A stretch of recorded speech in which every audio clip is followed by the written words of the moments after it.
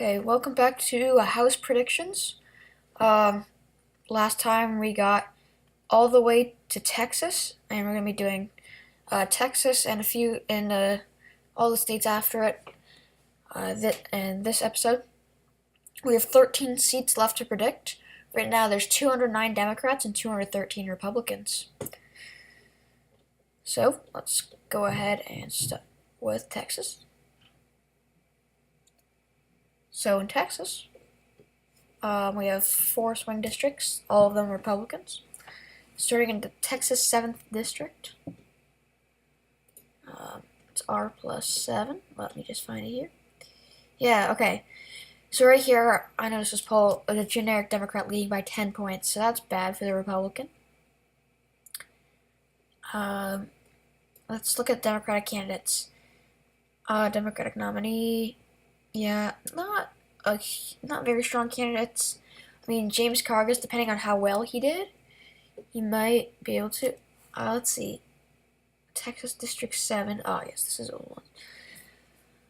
So James Cargas did very well. He had a 13-point swing. Actually, that's a big point. That's a swing because he did 9 points better, and the Republican did 7 points worse. Now,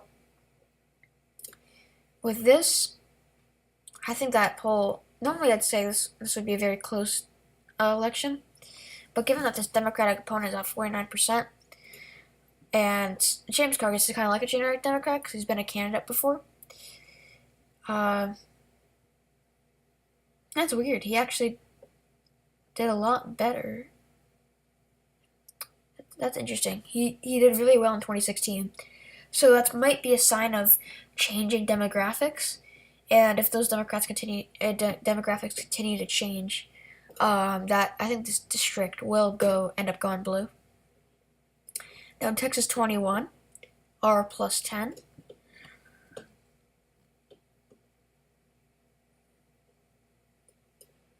In this district, it's San Antonio and some of Austin. He was elected with 57% of the vote. Let's look at Democratic candidates. Not really very strong candidates. If you look at the recent elections, no Republican since the 70s, so that is going to be bad. Has some Hispanics, but as you can see, the Republican is very popular.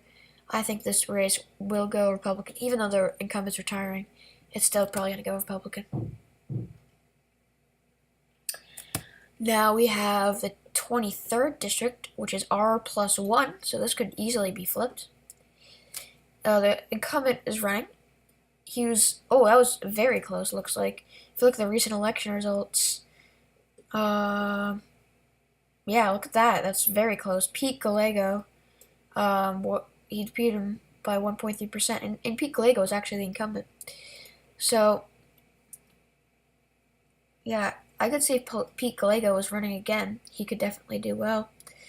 If we look at the candidates, though, Pete Gallego is not running again, although, given that this is a Republican plus 1, I think this could easily be flipped, especially because it went Democrat in the 2012 election.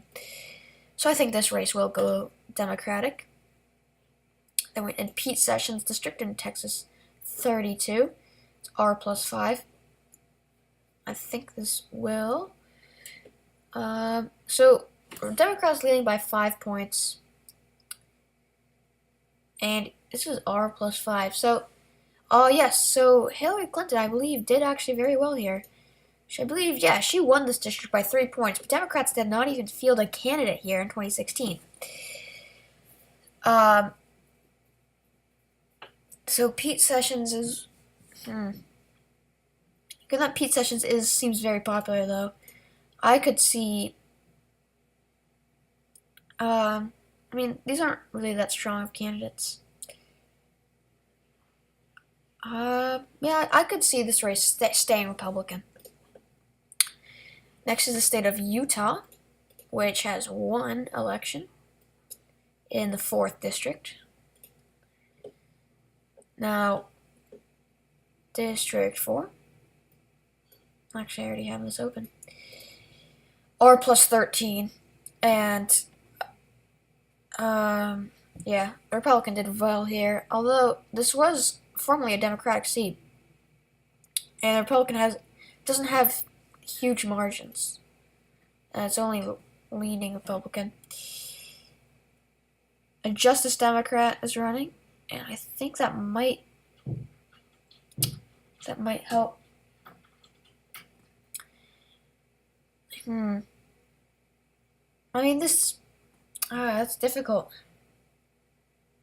Because it goes Republican in presidential elections, but in the House, not really. Let's look at Ballotpedia. Utah 4th District election 2018. So, let's look at the 4th District. The Democrats have not really raised much money. Oh yes, Ben McAdams. He's the big wild card in this race. He's the mayor of Salt Lake County, which is gonna give him a lot of credibility, or I mean popularity. So that's a former member of the Utah State Senate. Wow. So this is a very, very strong candidate. And let's see. Do we have a Darlene McDonald's? I feel like this actually will be a pickup for the Democrats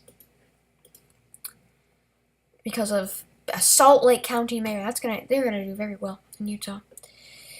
So now we have 4 Virginia districts. Now we saw Wealth Northam do very well here in Virginia. In fact, I'm going to go ahead and pull that up.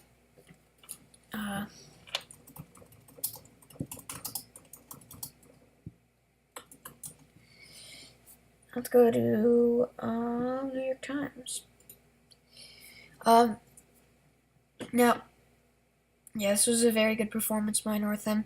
He did very well in the suburbs, and that's one of the reasons why he got elected. And so here in the suburbs, there's actually Barbara Comstock's seat, which we'll talk about later.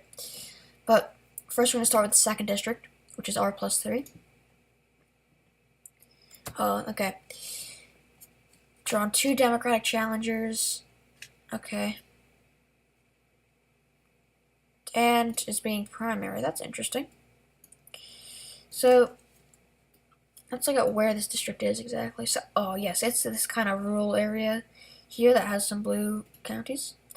Now, if we look at how these counties voted in the gubernatorial election, we had Virginia Beach, which voted for the Democrats, and we had some of this. So this place looks like if it goes how it voted for. I hate to see Hampton voted overwhelmingly for the Democrats.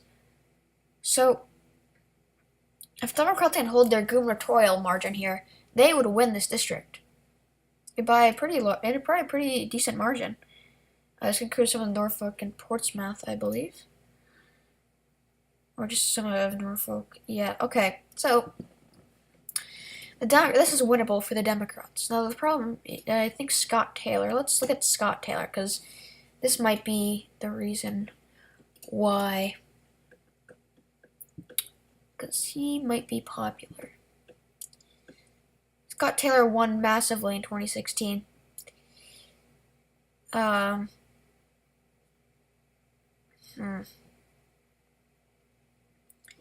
at how this race voted for president, if they'll show me that. Yes, actually voted for Tim Kaine in 2012 and Obama in 2012. So in 2012, if we look at the House election, the Republicans actually won here. But I think the Democratic wave is going to turn this district blue. Now Virginia 5th is R+6. As you can see, it's most of central Virginia. Look how this voted. It's just east of Manassas, so it's going to include Charlottesville, which is somewhere here. Yeah, that's Charlottesville. So a lot of the central Virginia area where Gillespie did well, not quite as well as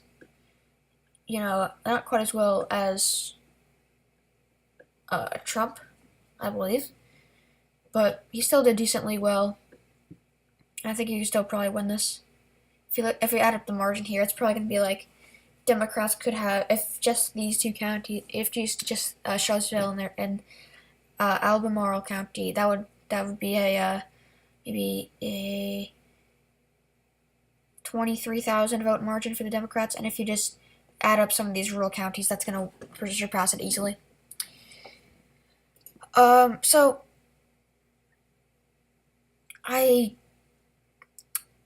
that's this district seems like it's probably going to go Republican if we're looking at 2010 or even more recent. Yeah, Republicans did very well here. 2012, Romney won this by 7 points. In 2010, okay, let's see. So, Republicans do very well here. Virginia 5. Let's go back down here. So now it's okay. Roger Dean. Oh, was he the person? Roger Dean. Is he the incumbent? No. Is that the guy who made the really bad ad? Oh no, that's the guy in the Barbara Comstock's ad. The guy in Barbara Comstock's district. But yeah, I see this race staying Republican. Virginia 7th, R plus 6. That's gonna be difficult for so let's Virginia 7th. It's a lot of this Spotsylvania, Orange. Yeah, as you can see, all these counties went Republican in the governor election, except yeah, looks like all these counties went Republican. So it's except for some of Greater Richmond, but that I believe Republicans probably won this. If we go to 2016, Trump won this district by 6 points, and the representative looks like won by 16 points. This district hasn't had Democrats since the 60s. And District 6, I believe. It's District 7. Let's see. Yeah, let's look at Virginia 7.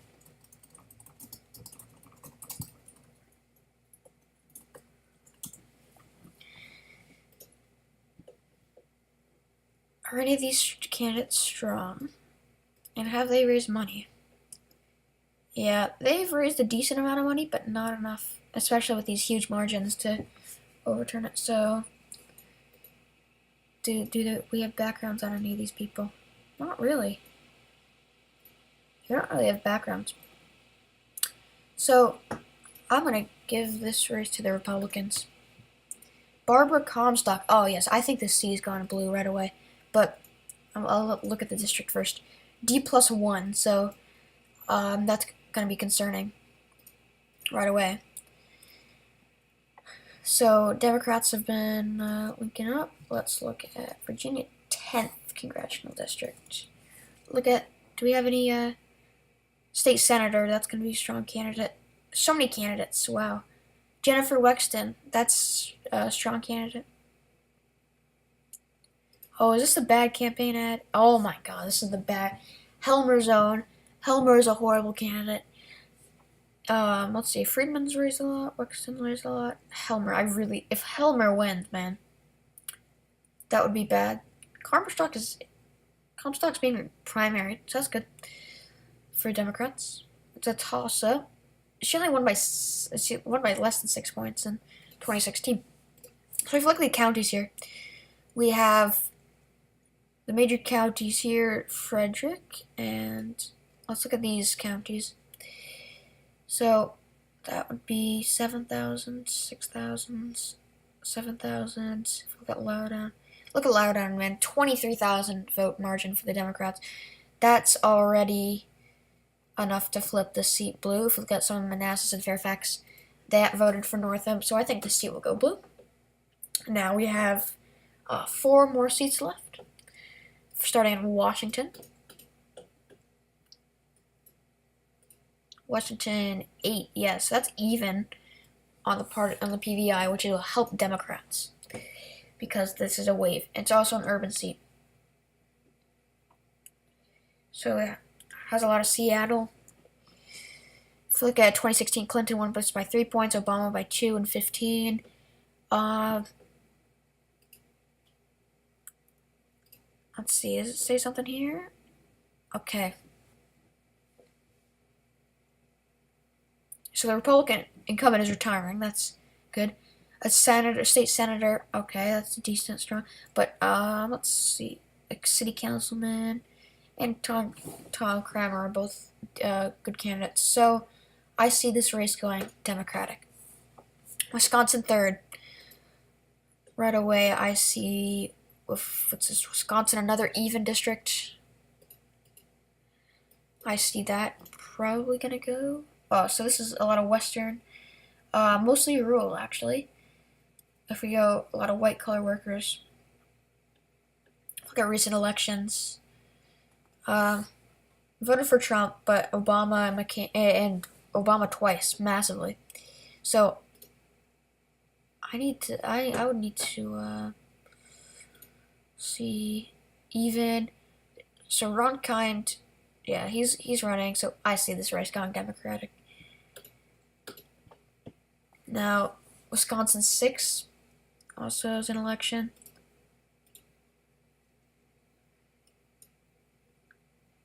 Includes those counties.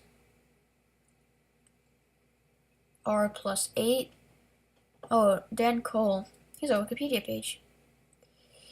That's okay. Not a very complete one, but there's a Wikipedia page, which will help him. 55 to 38. Ooh, that's. I want to see the other presidential election results. Okay, looks like it won't give that to me, but let's see.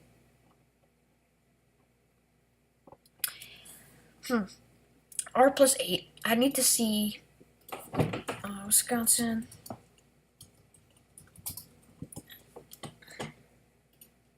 Sixth congressional district election.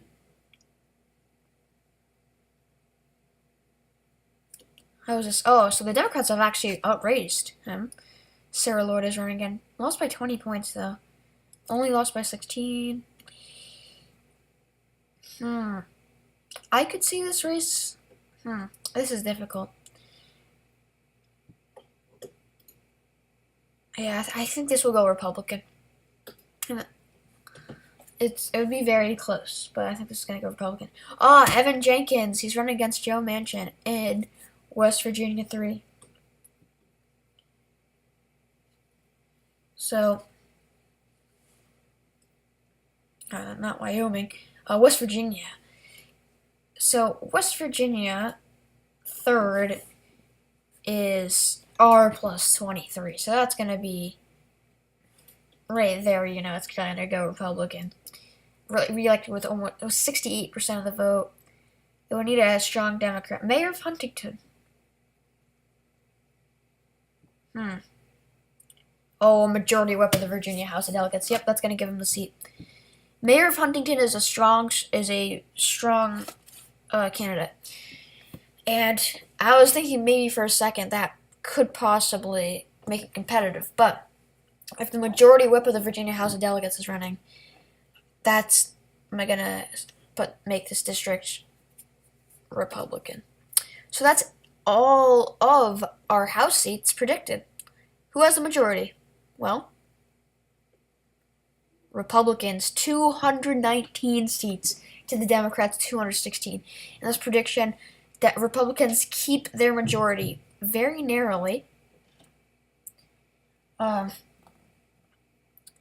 so this would be Democrats gaining, I think, over 20 seats, but that's still not enough. Still would not be enough to flip the House. And they would need to do even better than what I predicted to take the House. So 219 Republicans, 216 Democrats. That's the final prediction.